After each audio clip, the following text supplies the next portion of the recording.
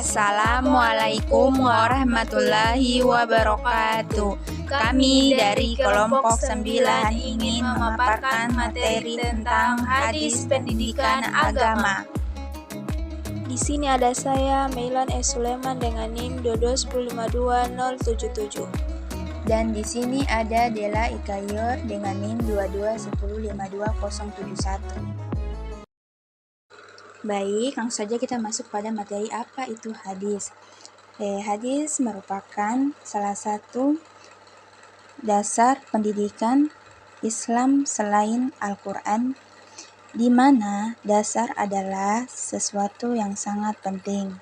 Jadi menurut saya hadis itu, menurut pendapat saya hadis itu disebut juga seperti sunnah atau perkataan, perbuatan, ketetapan, dan persetujuan.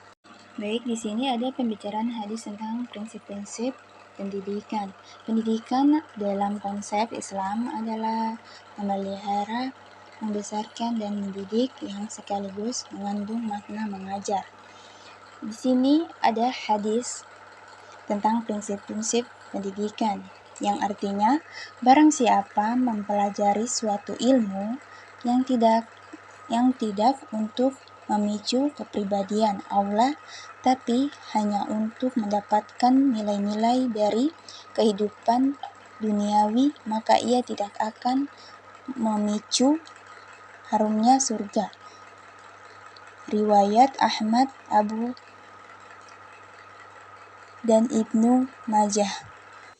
Baik, di sini ada hadis kedua mengenai pembicaraan hadis tentang prinsip-prinsip pendidikan, yang artinya barang siapa menuntut ilmu untuk menyayangi para ulama, atau untuk menyombongi orang-orang bodoh, atau untuk memalingkan pandangan orang-orang kepadanya, maka Allah memasukkannya ke dalam neraka. Riwayat Al-Tirmidzi.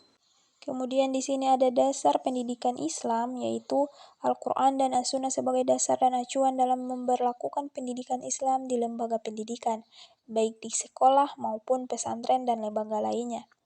Jika suatu pendidikan, terlebih pendidikan Islam dengan Al-Quran dan As-Sunnah sebagai dasar dan acuan serta benar-benar diimplementasikan, maka akan membentuk generasi-generasi Qur'ani dengan mengikuti ittiba Rasulullah SAW dalam setiap tingkah lakunya, sehingga tujuan pendidikan Islam akan terlaksana dan tercapai dengan baik.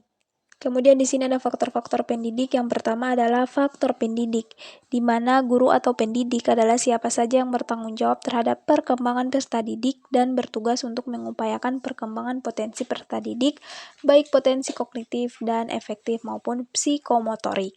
Kemudian yang kedua ada faktor peserta didik, di mana yang harus diperhatikan oleh pendidik yaitu yang pertama potensi peserta didik, kebutuhan peserta didik, dan sifat-sifat peserta didik. Kementerian Pendidikan dan Kebudayaan menegaskan bahwa peserta didik adalah anggota masyarakat yang berusaha mengembangkan dirinya melalui jalur atau jenjang dan jenis pendidikan. Kemudian yang ketiga ada faktor lingkungan pendidikan, di mana lingkungan merupakan salah satu pendidikan yang ikut serta menentukan corak pendidikannya yang tidak sedikit pengaruhnya terhadap peserta didik. Contohnya pengaruh sosial, yaitu berupa lingkungan yang terdiri atas manusia yang ada di sekitar anak yang dapat memberi pengaruh terhadap anak, baik sikap, perasaan, atau bahkan keyakinan agamanya, misalnya lingkungan pergaulan. Yang terakhir ada faktor alat pendidikan, di mana alat pendidikan diklasifikasikan menjadi dua bagian, yakni alat berbentuk material fisik dan alat non-material yaitu situasional. Selama dalam proses pendidikan, penggunaan alat dalam proses pembelajaran selalu berubah sesuai dengan kondisi dan situasi. Tujuan utama alat pendidikan yaitu untuk memperoleh hasil terbaik dalam proses pendidikan. Sekian dari kami, terima kasih.